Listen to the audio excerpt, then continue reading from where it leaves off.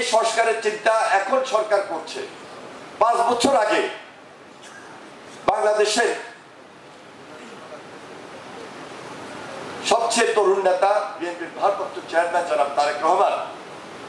তার চিন্তা ভাবনার মধ্যে এসেছিল যে না, সমাজে দেশের শাসনে একটা সুশাসন নিয়ে আসতে হলে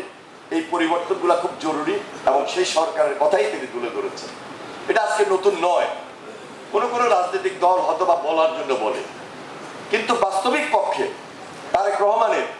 সংস্কার প্রস্তাবটুকু আজকে সমাজে সমাদৃত হয়েছে, সমাজ গ্রহণ করেছে, সরকার গ্রহণ করতে যাচ্ছে। আমাদের দৃঢ় বিশ্বাস এই প্রস্তাবনাটা উনি এমন ভাবে দিয়েছেন যেন ভবিষ্যৎ রাজনীতিটা এক ব্যক্তির হাতে না থাকে, এক দলের হাতে না থাকে, এবং ফ্যাসিবাদ বিরোধী আন্দোলনে আমরা যারা শরিক হয়েছি, যুগপৎ আন্দোলন করেছি, সবাই মিলে যদি আমরা জাতীয় ঐক্যমতের সরকার গঠন করি, তাহলে আমাদের এই দেশে একটা স্বাভাবিক রাজনীতির পরিবেশ আসবে, স্বাভাবিক সমাজ ব্যবস্থা আমাদের মধ্যে তৈরি হবে।